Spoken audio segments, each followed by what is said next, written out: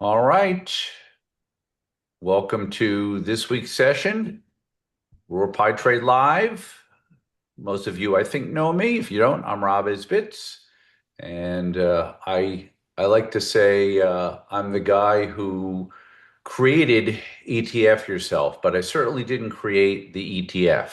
But I was there at the beginning in 1993 when SPY first came out, because before that, I guess first 7 years of my career, I was a mutual fund analyst and advisor, and did a lot of different things on Wall Street. So I'm looking forward to getting into the main gig today, which is kind of going back to the beginning and talking about ETFs and using them in portfolio strategy. I am portfolio manager all the way. Um, so we'll do that. Before we do, give you just a quick run through of what's in this week's weekly. We now open these sessions to just about anybody, and we'll do that for a little while longer. Um, and then we'll probably uh, put it behind the wall. But for a while here, we're going to let everybody in who can find us. I wanted to, I think it's always a good place to start, just see, okay, Roar Score, those of you who are not familiar, this is something I created with my friends at PiTrade. Uh, I guess the first 40 years were me, and the last 6 months were us together. I've been charting stocks since I was 16 years old, 1980. My late father, he was not a pro in this business ever. But when he passed away, he was the only one that kind of knew the stuff that he had taught me, except for me. So, one of the things I always wanted to do as a technician for decades, and having built a career in it, he was not in the business, a do-it-yourself investor. One thing I wanted to do was try to create something so that people could be like, all right, if Rob were here reading the chart, okay, because I won't be here forever. If Rob were here reading the chart, then what would he say about it? And then let other people start to use ROAR, which stands for Return, Opportunity, and Risk, as I am risk focused and risk manager first. Uh, what would somebody do with this information? Well, it depends. It's a bit of a learning curve, but we try to, keep it not too steep. And the shortcut version of it is you can look at this and it says it's from 0 to 100. And as you can see, it changes. You can't see the individual scores here, but we track it versus the price. This is what PiTrade built for me. I created all the intellectual property, and then they created this site, much of which is free to access for just about anybody who gives an email. And then there is a premium version of what we do, where you get access to all the back end stuff. And really, it's an online portfolio builder. It's a custom portfolio builder, uh, both with some of the more involved ones, like my ROAR 10 ETF, which I think is probably the most popular one, maybe the flagship, if you will. You can create your own. You can save portfolios. You can create watch lists. Really, an incredible tool. I cannot tell you how flattered I am that it even got this far. Starting charting by hand at 16 years old with my dad upstairs in our house in New Jersey. It's been a bit of a bit of a trip. So when we look at this here, and I may come back to these depending on some of the questions, but this goes part and parcel with how I analyze ETFs as a technician. But something I will point out here, and I'll probably write on this fairly soon, but one of the things that I think as investors that we have to always keep in mind is, as much as we know ourselves, we can always know ourselves a little bit better. And one of the things that I have been I think really working on myself since I sold my advisory firm 6 years ago and retired, except never worked harder in my life because I really enjoy it and there's people to help. But for the last 6 years, I've really been working, since I don't have any clients now. It's my money and telling people what I do and hoping they can learn from it. And a big part of that was trying to figure out if I was doing everything that I could do, not to play defense, because I've always been like, in the NFL, they say defensive coordinator. He has nothing to do with the offensive side of the ball. He just understands it. I'm like a defensive coordinator. There's plenty of people who know how to play offense. But for me, especially because for years, the client base that I serviced back when I was a fiduciary advisor, very risk averse. They had made their money and they didn't want to give it back. The more we make, the better. But first, like, don't lose it. And that's where my number one rule, avoid big loss, ABL, came from. And I continued and basically live it now as, my own do-it-yourself investor. So when it comes to situations like this, and we've had a few of these, quite a few. In fact, we haven't had a real bear market, one that lasted a while. We have not had one of those since 2008, early 2009. People thought '08 was the bad year, and it was. S&P was down 37%. It was also the first year I managed a mutual fund as a lead manager. That was fun. But people forget, just when they thought it was over, okay, in early 2009, another big drop. So it's been so long since that time. I mean, we're talking 17, 18 years.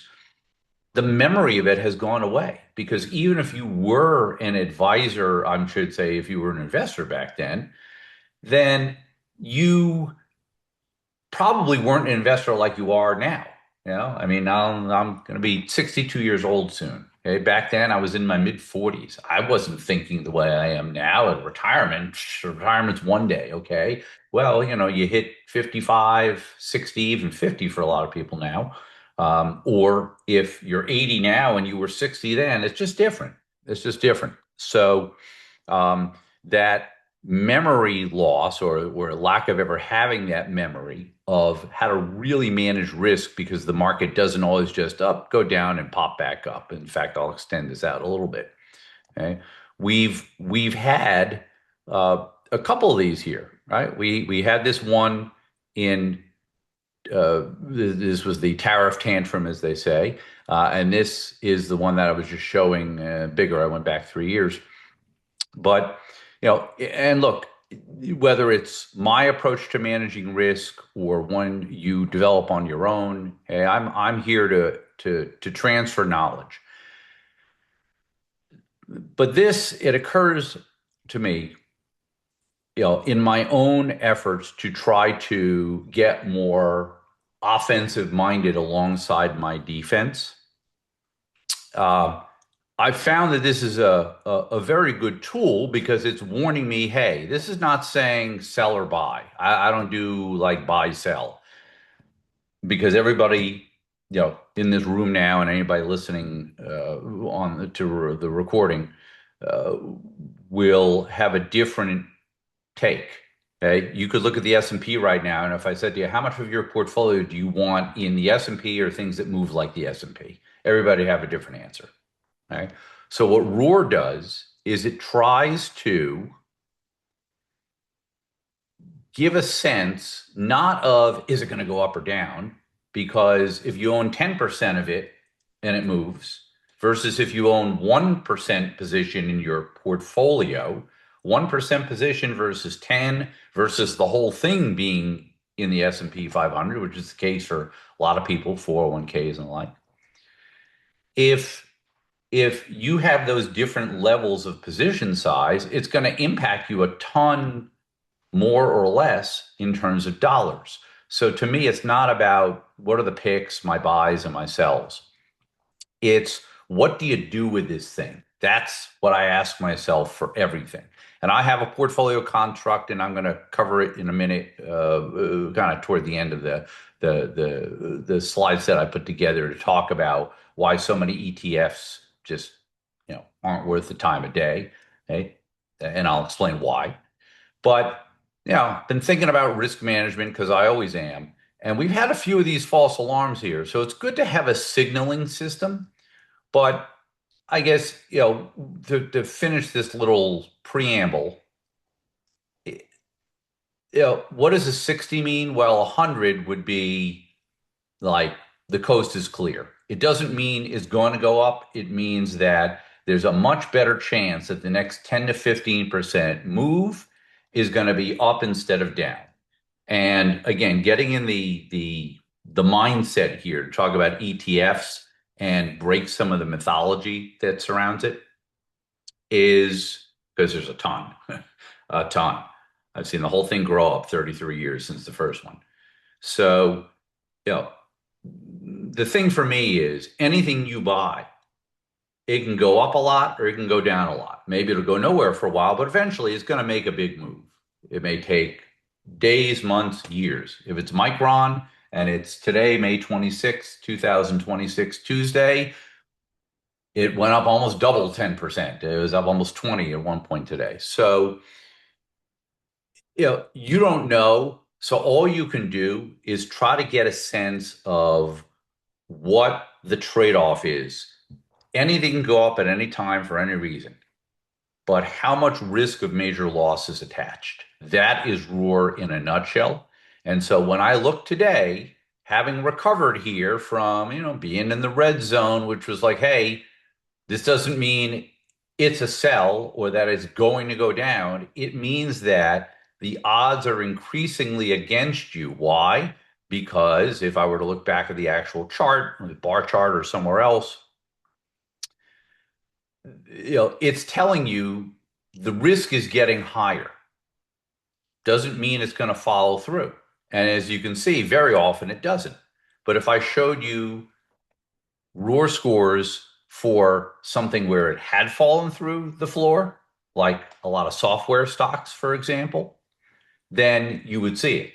You would see it. It sets up, and okay, so this is like tapping you on the shoulder and saying, you know what? You're not just yellow from green here, you're red.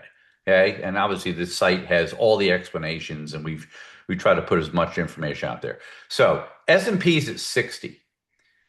So a little above mid-level, but still in the green zone, meaning lower than average risk. And I have to tell you, okay, I've never been happier to have a companion here, if you will, which we've now made available to anybody who wants to have it. Uh, I've never been happier than at times like this, because even classical technical analysis is going to look at this and say, well, market looks like it's going to roll over, but it always seems to save itself. Even if it cracks for a while, it goes right back up. The key word I keep using is sustainable. We have had market declines. We have not had sustainable market declines. We have had sustainable rallies, at least in narrow parts of the market. So really, it's like I'm sitting here saying, oh, well, thank you, ROAR score, because when things were still looking really iffy to me, and I don't have the NASDAQ up here, but I think the NASDAQ got up to about 80. I'm like, what is it doing? Is this thing broken? All those years putting in, having it read, because all it does is it reads the chart the way I would read it. That's what we trained it to do. So don't blame ROAR, blame me if if you don't like the way it works. But look at this. I mean, that doesn't happen very often. And so we have this extreme market extension here, and that's what kind of led me to, and I'll just cover this briefly, and then we'll get to the slides. Okay. I talk about this here, and I mean, most of this is behind the paywall, so I'll for showing up here, if you're not a paid subscriber or a premium subscriber, um, this is what stopped the scroll for me. Okay, I'll show you the first part of it here. So I look at the Dow constantly. I look at the SP 100 and I show it down there. But this is the type of thing, it's kind of like things you don't see at a bottom, I guess.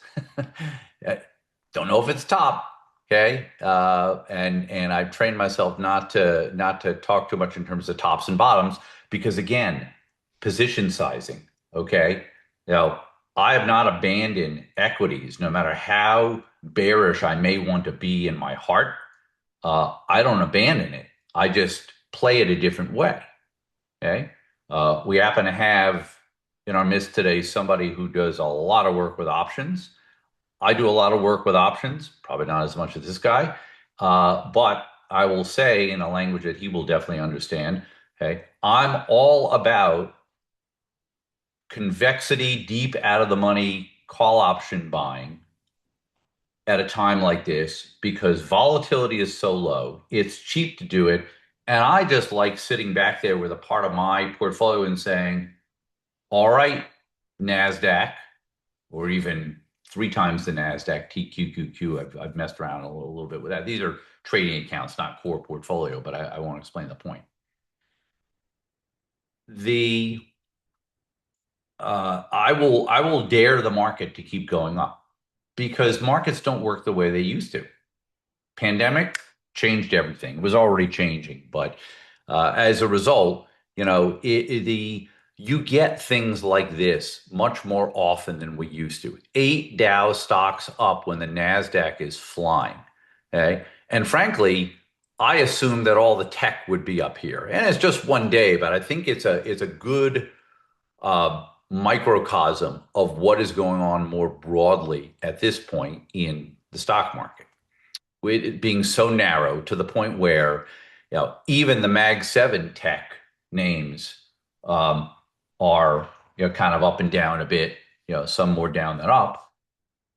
But it doesn't matter because it's even more narrow than that now. It's AI, semis, etc.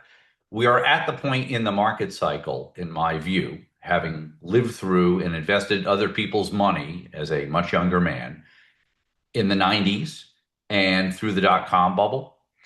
I am pretty convinced that this is one of those things where, as I wrote in an article, Seeking Alpha came out today, catch it if you can.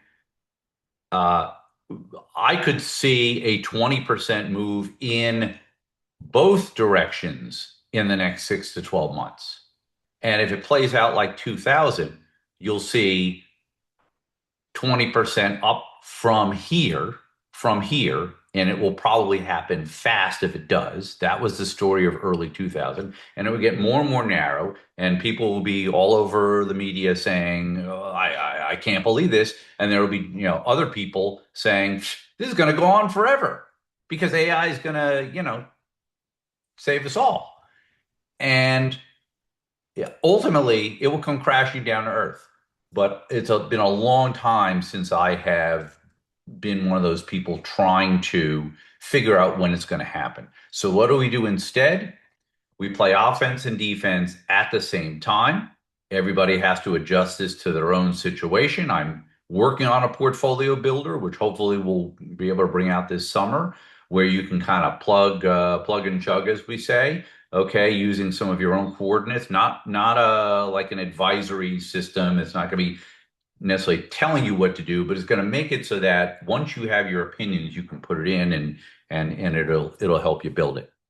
So I see a lot of symptoms here. I talk a little bit more about that, uh, and that's why ROAR score still sitting at 60. It doesn't surprise me.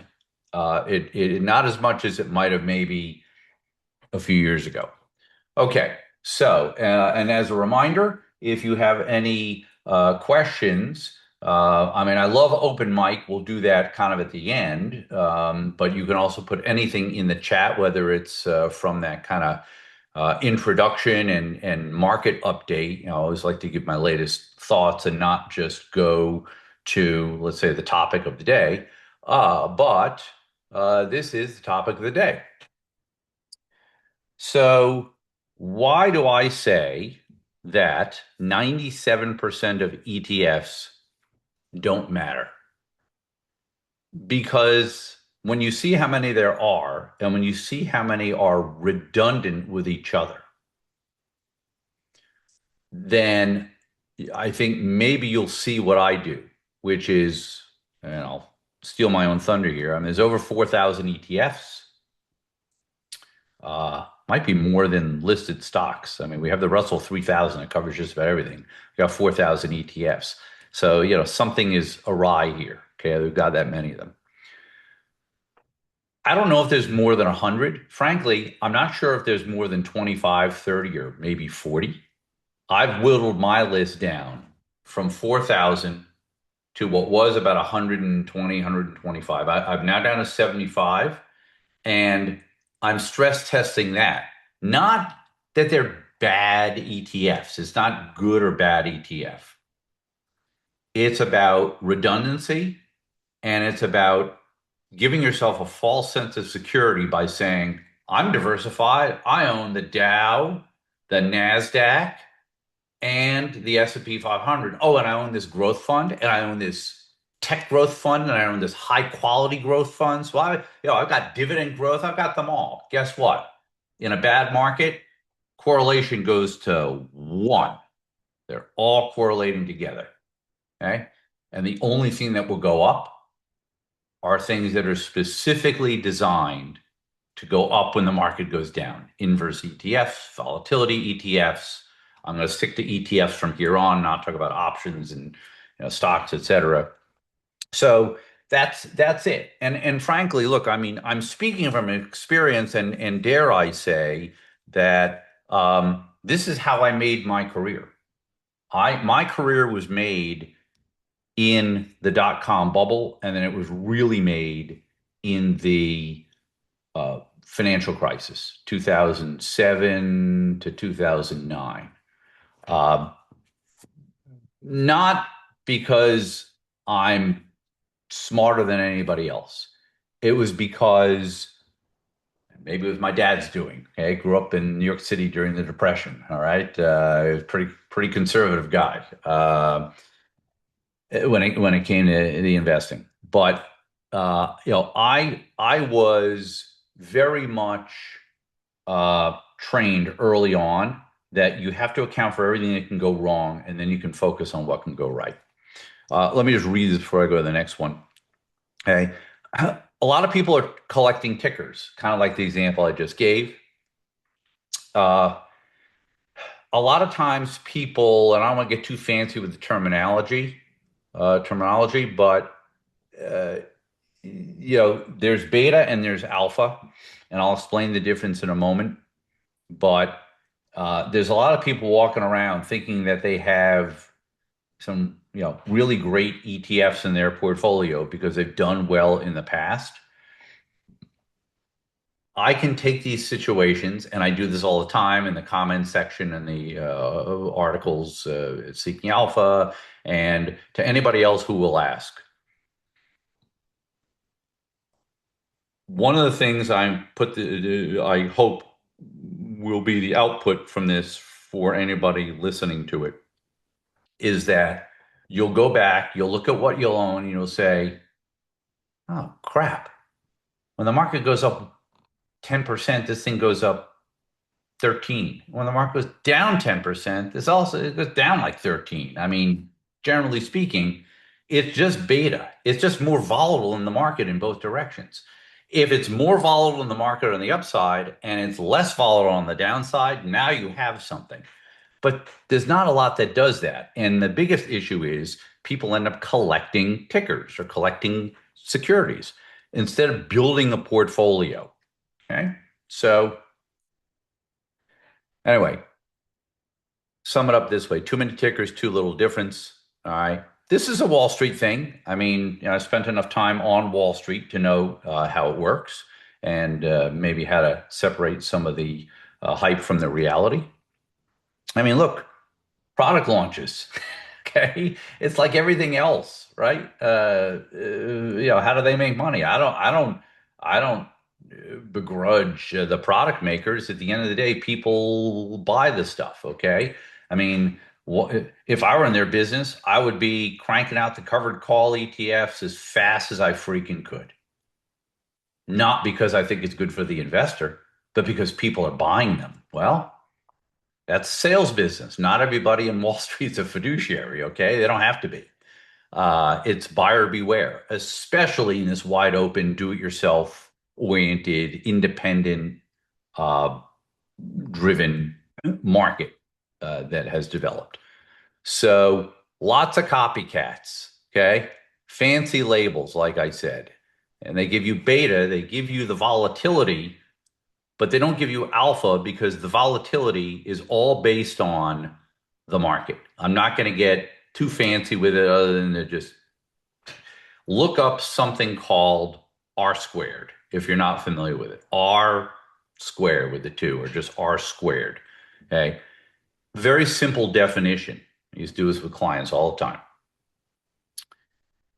There are two main reasons why an ETF or a portfolio performs. One reason is because it's tied to the market. If it's a bond ETF, it may be tied to interest rates, but let's stick to stocks. To some degree, they're all tied to what's happening in the broader stock market. Okay. And right now, the S&P is the tail that wags the dog. And maybe the NASDAQ even more so now. But R squared says, okay, you got market stuff. All right. The market is the reason you perform. And then there's all the other independent factors. The difference between one investor and the other is to what degree they can operate and perform independently of the market. Okay. So if you have an R squared that is extremely high, have you heard the expression closet index fund? That's what a closet index fund is. It really is just like the market, maybe a little bit of wiggle room, but it's going to correlate with it up and down. If you have a low R squared, and I'm happy to say that's kind of the pride and joy statistically of the stuff that I tend to build, ROAR10 ETF and the other stuff. I'm always looking at how do I lower the R squared? Because if not, why not just, it's like, well, people used to ask me, Rob, well, I want to keep up with the S&P 500. Buy the S&P 500 and save yourself a lot of advisory fees and things like that. Okay, you're going to get the ups and the downs. Your best year is probably going to be about 40%, and your worst year would have been 2008, down 37%, but really down almost 60 peak to trough. If you do the same thing with the NASDAQ, this century, we have had I believe it, 80% decline in the NASDAQ peak to trough. Nobody remembers this because it was early in the century. I don't mean 20th century, I mean 21st century. So R squared is something that I focus on all the time because I want to operate independent of the market, because I can't always count on the market to get me to and keep me in retirement. So to kind of finish up on this part of it, I've written this a lot, but Peter Lynch, the great Fidelity manager from decades ago, I think coined this phrase, diversification. Okay, make sure you're not diversifying. The markets are too highly correlated, and look, you can see these statistics. Ideally, if you have something where you can pair the charts up, I mean, frankly, you can do this at ROAR.PiTrade.com. I mean, it wasn't the initial use of it, but I'm realizing now, I mean, you can chart anything against anything. So, I can certainly coach folks on how to do that. Okay. All right. Try to put different ingredients together. Like I say, asset types that don't care what stocks are doing. In our ROAR10 ETF portfolio, I have the same 10 ETFs all the time. I just alter the positions up and down within preset ranges, maximum, minimum. So, for instance, VIXI, which is long volatility. And the market really freaks out in a hurry, tariffs, etc. VIXI will fly, and it makes up for a lot of stuff. Uh, One that I wrote about actually today, BTOL, is a play on this era of the flashy tech and growth stocks outperforming everything else. It is long the low volatility stocks and it is short the high vol stocks. So it just keeps falling, falling, falling as this goes on. And so you keep the position low. But there's going to be a time where it'll be the start of the portfolio because things will completely flip. And even if the whole market's going down, you are still making money because it's the low vol against the high vol. And to the extent that that happens. So it correlates with the market somewhat, but in reverse. And then we've got TBF in there too, which is a inverse bond ETF, which basically is hedging interest rates.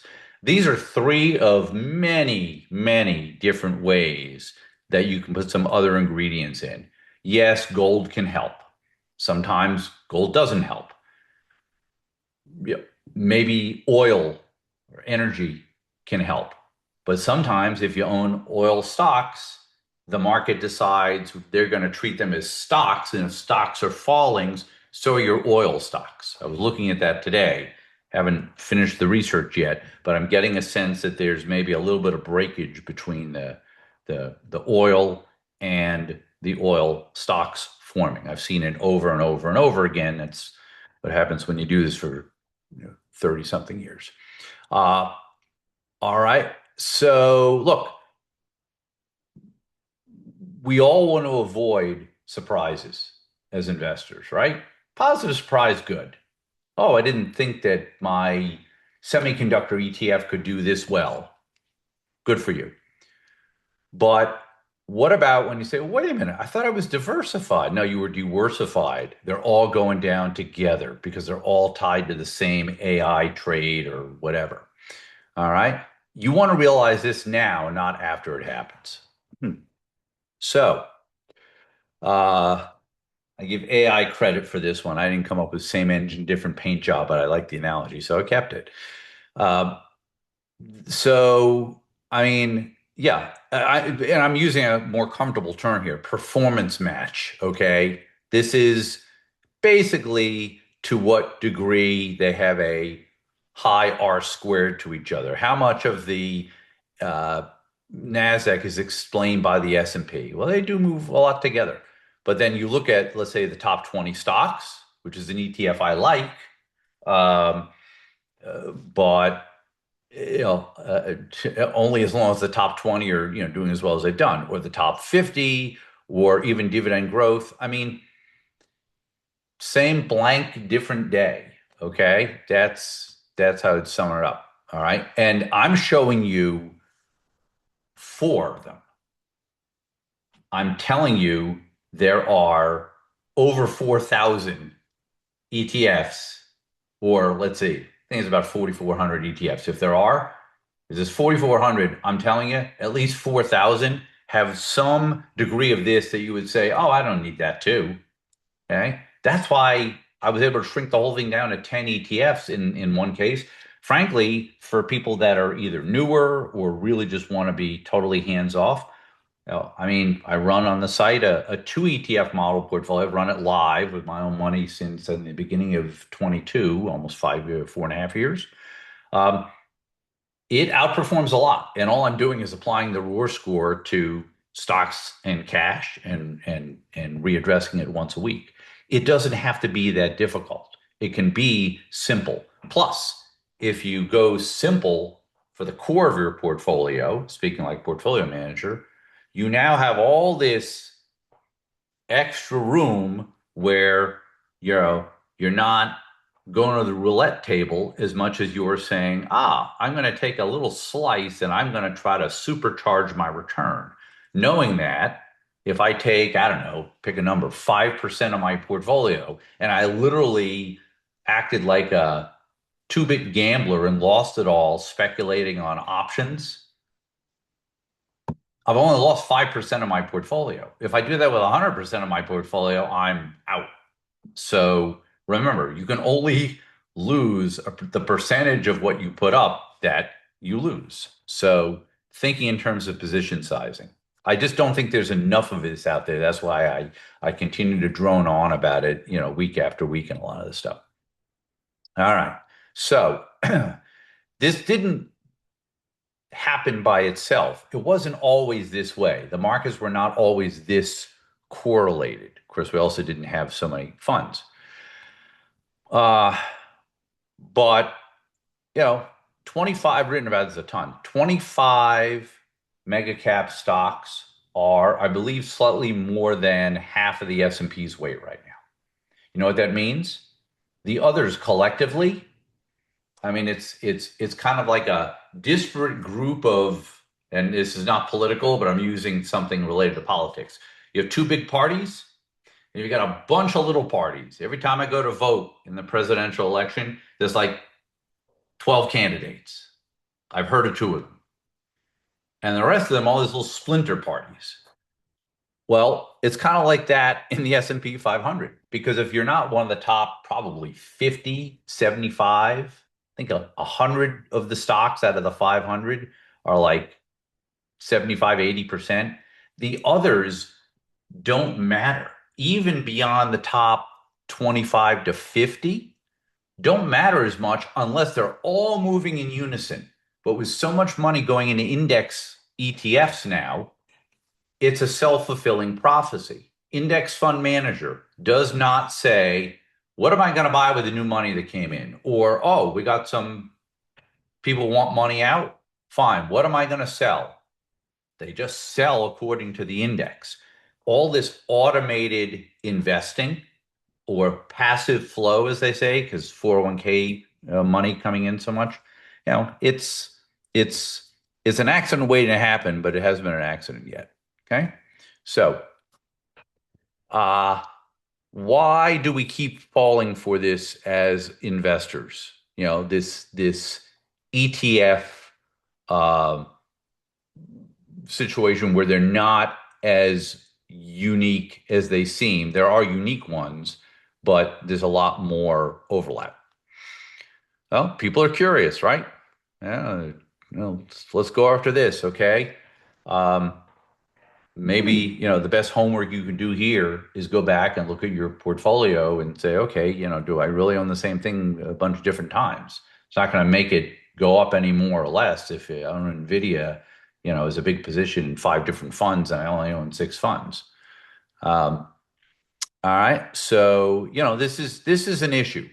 I think it's a lot of the way that people have been, kind of trained by um, the let's call it the thought leadership of today. Um, and so you start off as curious, but then you have to move up the learning curve. And frankly, I mean that's what ETF Yourself and many other services are about. Okay, you get to the point where you're at least getting the basics. Okay, I've seen this happen live over the last several years of doing this, and it's very gratifying to see people kind of move up the ladder. Okay, you understand diversification, but maybe you're tracking too many redundant tickers. It's still a bit too complicated. Like I've said, I mean, two or three ETFs probably cover a lot of people's core portfolio. And I've said to my longtime subscribers, we may get to the point where I come to you and I say, 80% of my equity portfolio is in two or three ETFs, and the rest is just kind of trading stuff. I don't know if we'll get to that point. We're not there yet. Are we within a couple of years? We could be, if it becomes kind of a one big trade, one big risk on, risk off trade. All right, then you move to strategic, and at that point you're starting to learn more about playing offense and defense at the same time. And the key is not to get to this point where you get arrogant, and there's a lot of that going on. Suffice it to say, okay, you want to get to strategic and stay there. All right, so. I've covered this, I think, probably sufficiently. Um, just don't turn this into something where, you just have redundancy. Uh, how do you figure out that that is happening? Like I said, go back and check. And I'm happy to help people, in a non-personalized way. You want to ask about individual tickers, or, send us a note, join the chat at etfyourself.com. A lot of times people come out off from these and they say, hey, you know what? Uh, what about this particular case? Okay. Usually, what happens is somebody gives me an ETF and they say, oh, but this one's different. And about that quickly, I can either think of or figure out that, no. And it's not that I'm not telling to sell it. I'm just saying make sure that you don't own the same thing multiple times. Too much redundancy. All right. So I kind of alluded to this before. 4,000. Okay. You can instantly strip away probably all but 100, 120 of them. Okay. Uh, and then you create a watch list. Mine is at 75 going down, not going up. Okay. Maybe I'll be down to 60, 50. Okay. I have 10 in my portfolio. All right. Our lean execution team, as we call it. Um, but really, we run a portfolio everybody can see anytime they want at ROAR.PiTrade.com. Don't cost nothing. Um, SPY for growth, Bill for cash, VIXI for the crash insurance, just in case. And I use the ROAR score on these two, and I rotate. Cash gets the difference. It's done automatically. I don't touch a thing anymore. I used to. But I figured out that what we created with PiTrade has um, it works. I just don't want to go in and screw it up, with human biases. Okay, so create a watch list. Start looking under the hood. If you got something that's trendy, well, you may not know it's trendy, but try to figure that out. And for me, it's a clean 10 ETF core, but it's not just buying and holding them. And you can, I think you're bringing more risk into the picture. It's the rotation. Okay. It's not just what you own, it's how you rotate it. Why? Because there's a difference in today's market between, I'll give you a live example. I think the ROAR 10 ETF is in the high 20s, let's call it rounded to 30% in the Qs. It's got about 20% in DIA. It's a moderate risk portfolio. So it's not going to be like 100% equity. 30% in the Qs, 20% in the Dow. Well, I want to make it so that under certain conditions, guided by the ROAR score for the different ETFs involved and mixing them together in the way that we do, if market circumstances, if the automated chart reading tells me that maybe that position between the two of them should be more like 20 or 25 or 30% instead of 50 combined, well, I want to do that. And this is not what I call outright market timing, because all the decisions are made from the same process across all 10 ETFs. I keep talking about my 10 ETF. You can build your own. In fact, that's what we built with ROAR.PiTrade.com, because you can create your own. Or you can even start with mine and replace it. It's very easy to use. What I'm trying to teach, the skill I'm trying to teach, other than technical analysis and some of the sort of broader investment stuff, I'm trying to teach people to be their own portfolio manager, because I think many people are capable of it, but there's not a lot of coaching when it goes to that, because you have to start with discipline, and you have to start with, it doesn't matter what I say. Ultimately, it's taking what I say and adapting it to yourself. As I like to say, be the why in DIY investor. Okay, but it starts here with good and I think straightforward, honest research. So let's sum this up and simplify it. All right. Uh, you know, you are the who. You're the why in DIY. Okay. Uh, but we're here to try to help by simplifying and also telling you it's okay if you don't build super complex portfolios. I mean, I used to build them.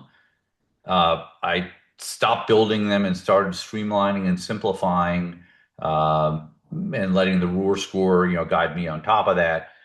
I started doing that over the last probably decade because year after year, I kept realizing that fewer and fewer of the things that we used to count on, you know, mattering as investors were disappearing.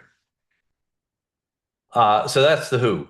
The why, well, I focus first on not losing big. Okay.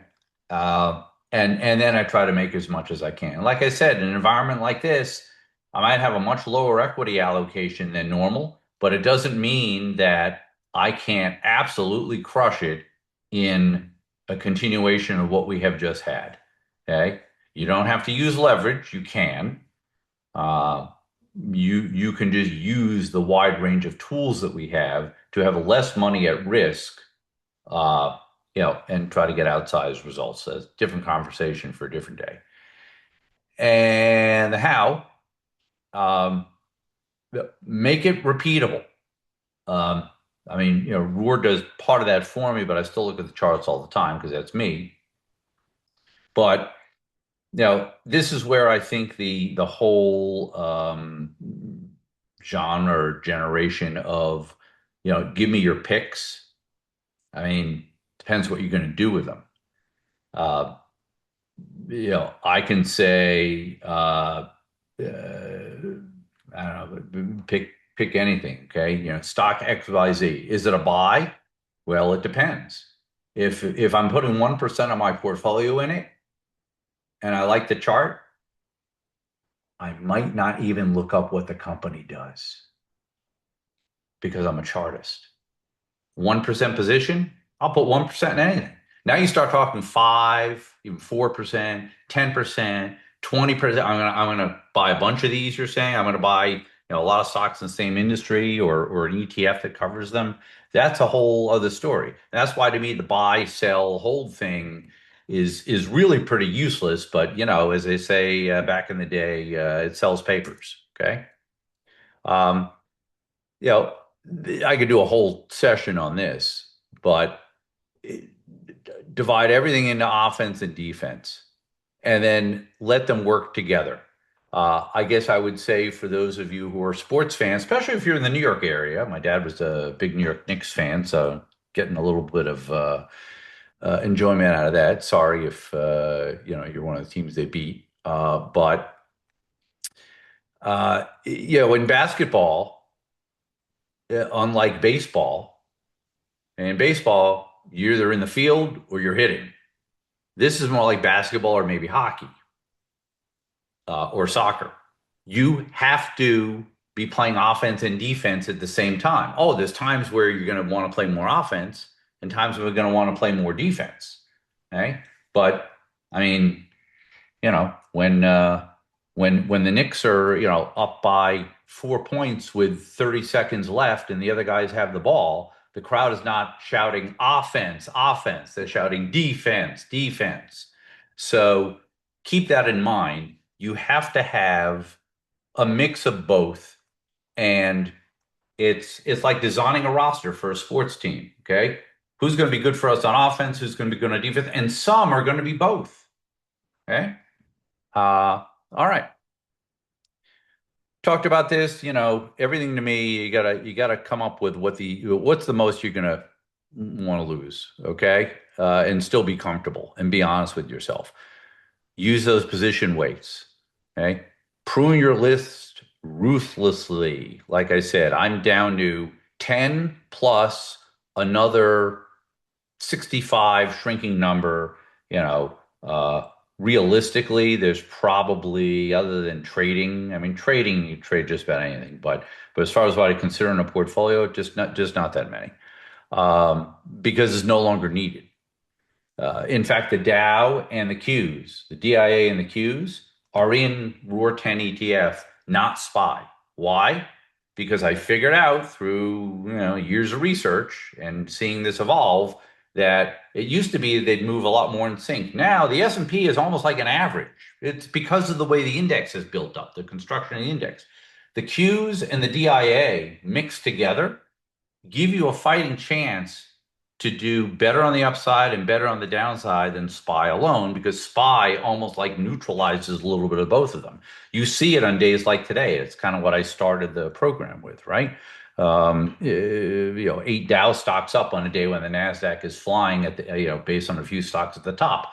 It's a day where I am reminded that QQQ and DIA are actually a pretty good pair, unlike years ago when they were a little more redundant. Markets have changed. And, process over emotion. We have our version, develop your own.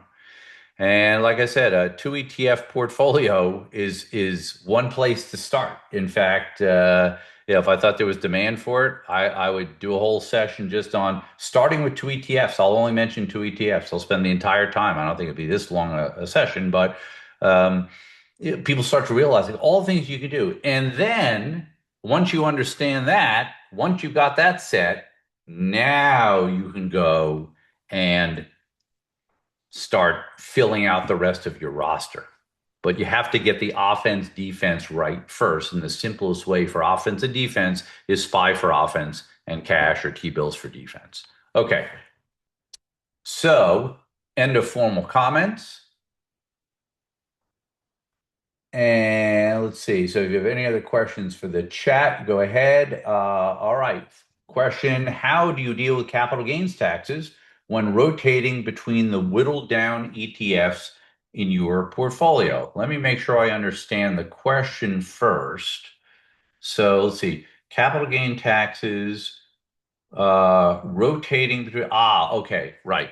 So here, let me bring up something that will be helpful in a visual, and I think it's going to come from here. Let's do DIA. Okay. These tend to be among the biggest. I mean, except when equities are just awful. Okay, these two and the bond ETF tend to be the biggest positions. Okay. By the way, I kind of pulled this up by accident, but not entirely by accident. You notice how these two, okay, are these both the stock market? Yes. Do they behave the way they used to when they're like in lockstep almost all the time? Many years ago, before the Nasdaq became the Nasdaq and the Dow made some changes and quirky price weighting system and all that stuff. No, it's very different. So the I, you know, I was never a tax advisor per se, but I used to deal with a lot more, in the 27 years I was advising other people and managing their money. The thing about capital gains and about taxes in general, it's so specific to the person. You, personally, I deal with it in two ways. I can only speak for myself. One way is if I'm really that concerned about the taxes, first of all, it assumes very high tax bracket, right? Otherwise, less of a concern. Secondly, you can do it in a tax deferred account, and asset location is the topic here. And again, not really sort of germane to this discussion or ETF Yourself, or PiTrade's activities. Well, maybe PiTrade in the RIA side, but the obviously tax deferred accounts one way to do it, but because I want to try to give you something that maybe you didn't expect to get when you came here, let me give you a little trick, okay? And it's a very legal trick.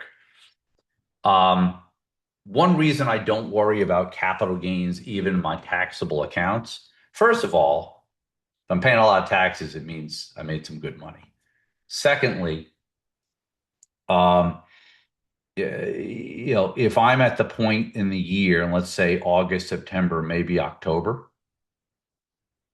uh, and I think that I'm going to have a major capital gain thing,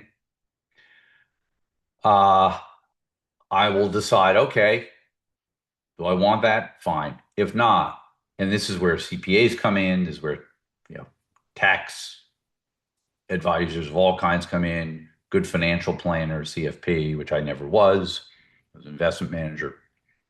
But as the year starts to go on, there are ways that you can, I would call it, proactively uh, manage the capital gain burden down.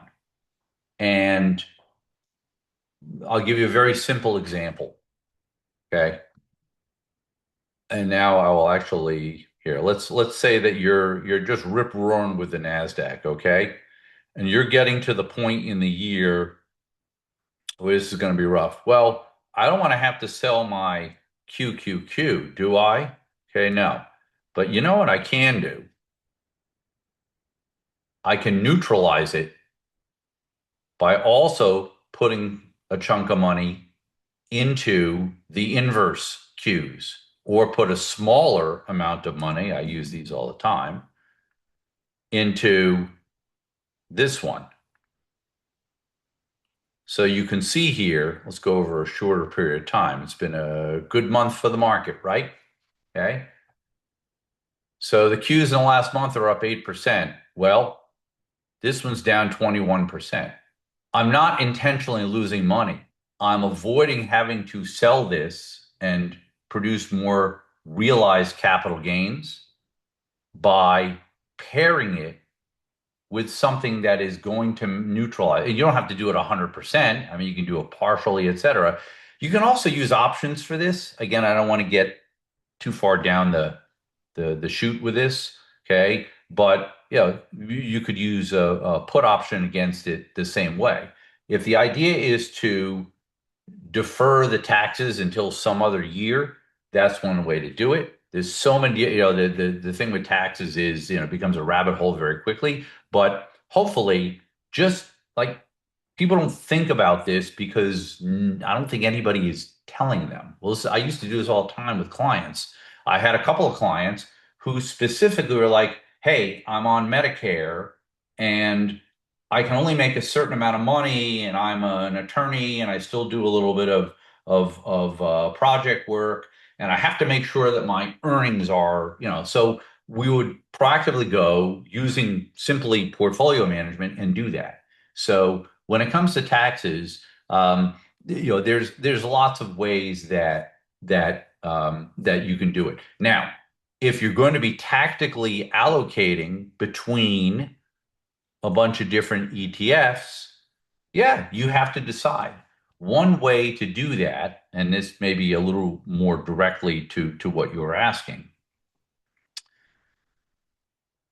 if you've got a situation where things are where, let's say, once a week I'm going in and I'm readdressing every position. Okay? It doesn't mean I'm going to trade every position.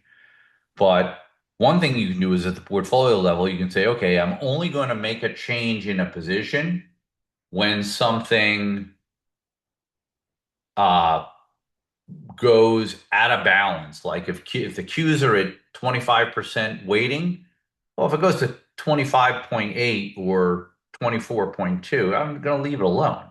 When am I going to rebalance a position for reasons other than I'm going from 25 to 35 or I'm going from 25 to 10? Okay. That's one way to do it. Again, these are great portfolio management questions and discussions. That's one way. The other way is you can take exactly what we have formatted, ROAR10 or any of the others, and you can say, you know what? Rob may look at this once a week in his account. I'm going to look at it once a month. I'm going to look at it once a quarter, just like in a 401k at work. Once a quarter, you go in and you can make changes or whatever. I don't know if it's still that way, but it used to be you can only make changes, at the quarter, and there would be a window and the whole thing.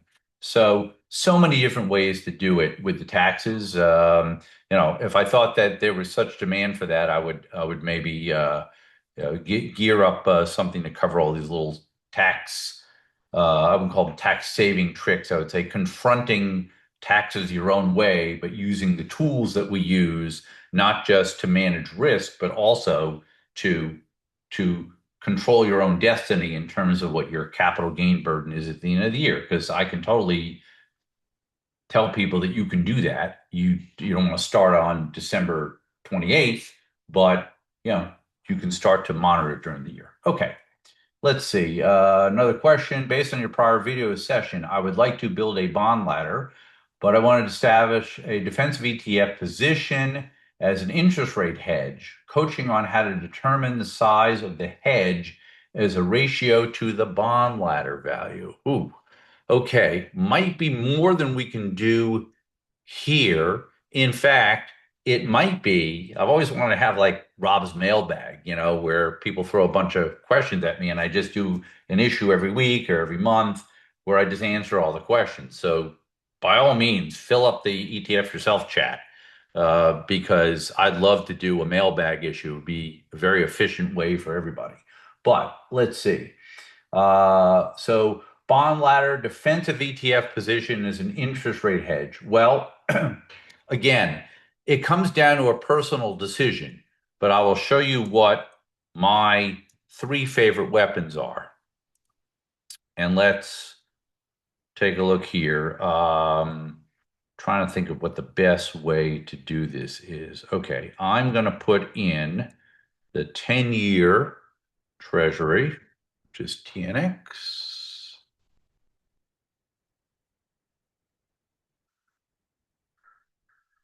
Oops. Okay. Hold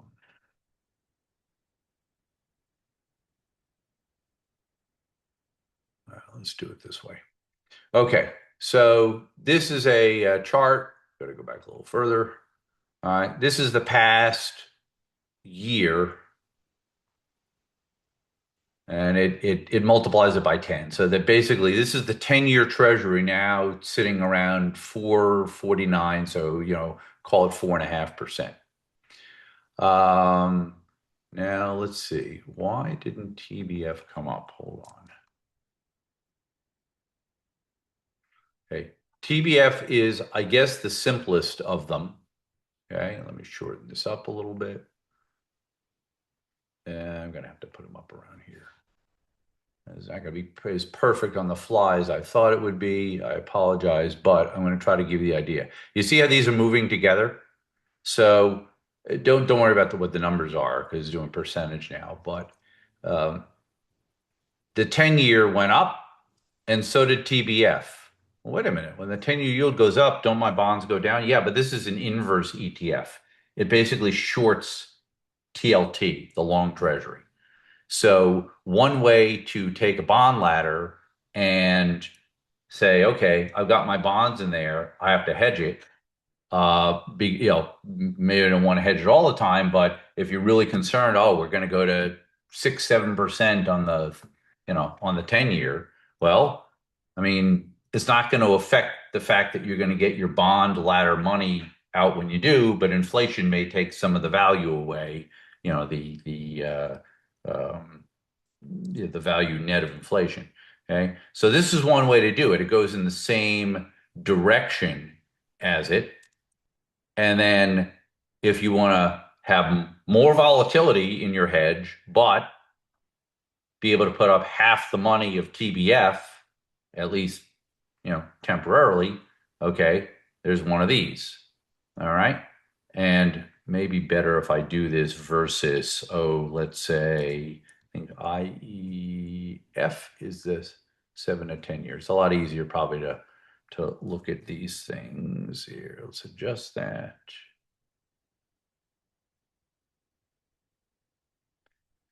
Okay. Yeah, let's just do this year to date because we've had an interesting year in bonds. All right. So let's see. Let me look at actually, you know what? There's a better year to do this with. What are we worried about if we're bond investors wondering if we should hedge? we are worried that it's going to be the first 9 months of 2022 all over again, where even including income, IEF, 7 to 10 year Treasury ETF, okay? That's why to me, you don't own bond ETFs long term. Buy the individual bonds, control your own destiny. Even with the income, over 9 months is down 15%. Well, TBF, okay, I mean, this is a longer term, so you have to shrink that down too. Okay, in other words, that's what I'm saying. It's situationally specific to what your bond ladder looks like. Okay, if I could come up with a tool that could allow people to plug in what the bond ladder looks like and then show them how to hedge it, I would do that. I don't know right this second how difficult that task would be because I used to do it one-on-one for people, and we were always looking at individual situations. I'm trying my best on the fly here to try to at least get the concept across. Okay, here's the other one. Well, this is not bad, huh?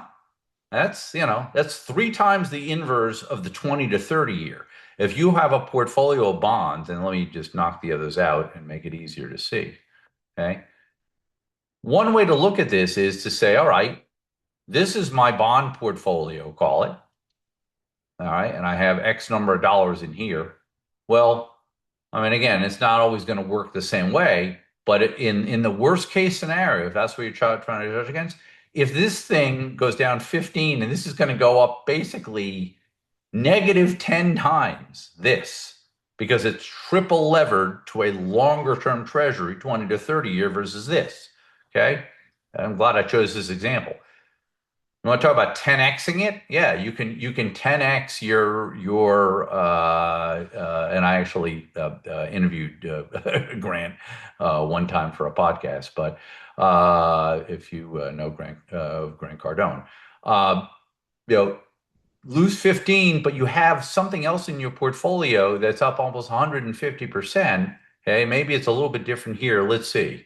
When it was a little more moderate decline, if you look in the gray there, yeah, the bonds fell 7.5%. So the first half of it, and it was up 43%. And then it really accelerated.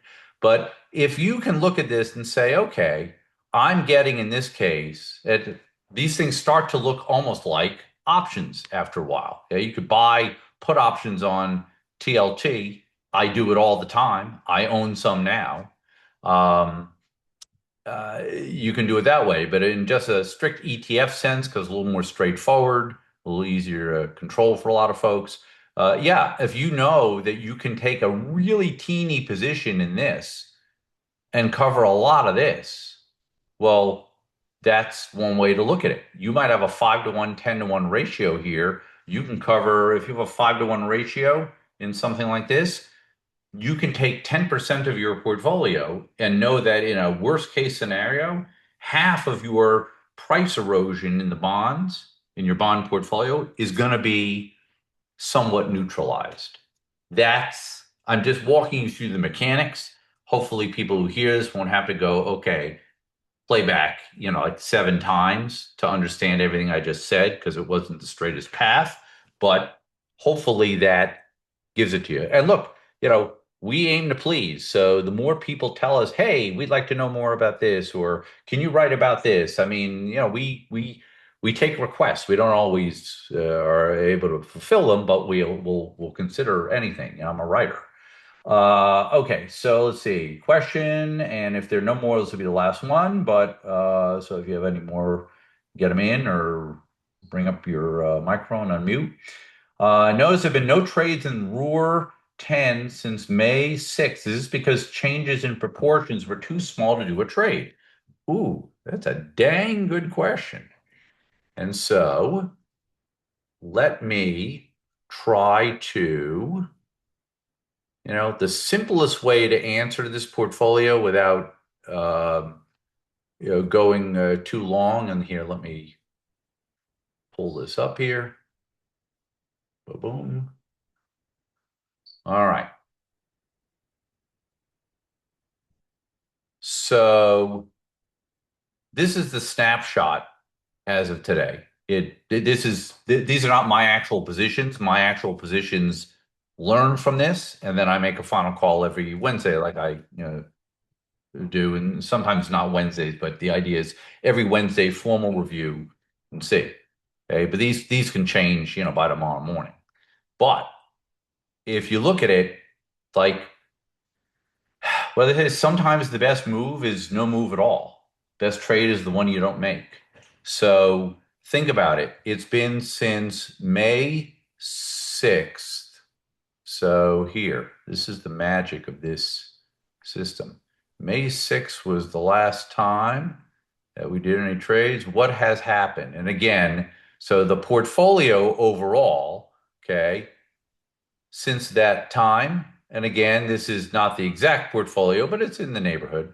Portfolio is actually, let's see, growth of 1,000. So the portfolio is up about 2%, 2.1 versus 0.8 for the moderate portfolio. So the portfolio is doing pretty well. No changes. Why? Because the whole reason you make tactical adjustments is not to make up for what you wish you had done last time, like many investors do. Oh, it's up, let me buy it. It's down, let me sell it. Classic behavior. Uh, and not just now, I mean, going back to last century, I can tell you.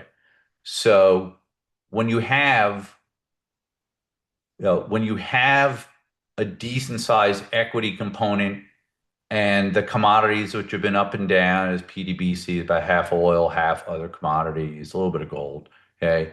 Gold hadn't really done a whole lot. Well, okay, pretty good that it was fairly low. Okay. The bonds here, it's almost arbitraging themselves out. Okay. But with TBF, that inverse that I showed you before versus the Govy, which is basically a coupon bond ladder, but an ETF form, not a bond ladder you build yourself. This is sort of net short, interest rates. Okay, or I should say net long interest rates, meaning TBF is going to go up with rising rates more than this is going to drop with rising rates. So, you know, that that was working pretty well. I'll tell you honestly, I mean, in my manual version of the portfolio, I kept the VIXI a little bit higher than this has. Probably cost me a little bit of performance, but I can live with it because I'm a risk manager. This is the disaster protector. And it's been sitting here at like 1% all month. And like, how can that be? Roar new, folks. Okay. Robo Rob, way smarter than human Rob. Okay. Because whatever little emotion there is in my investing, it took it out. That's why we're so excited about what we built with PiTrade. Okay. This has been kind of up and down. The BTOL, I mean, I mentioned that in the newsletter today. So look, bottom line, if it ain't broke, don't fix it. That's why. This does remind me of a very quick story from the client days. Um, there was a time, this has got to be a personal record in 30 something years of managing money. I think I went 5 or 6 months and we did not make a model change. A lot of people didn't notice. Other people did. There literally was no reason to make a change. Performance was great. And, I may be tactical, but you have to avoid intent to injure, your own portfolio. So, it's and by the way, that is, to sum this up, that is a great example of why a disciplined, methodical process, okay, which at least for these automated models here right on the site, okay, weekly rebalancing, uh, roar is the driver, okay, etc. Offense and defense. If you plan to build a championship team, and by team I mean your portfolio, the components, all the stuff we just talked about with ETFs. Great way to finish up here, I think. Put it all together. If you want to build a great championship team with your portfolio, you start with, how am I going to play offense? How am I going to play defense? How am I going to defend? How am I going to navigate the player changes in and out, up and down, In my case, they're all in the portfolio all the time. They're all going to be at least 1%. Some will always be at least 5% or at least 10%. They're all a little different. That's part of the secret sauce in the background.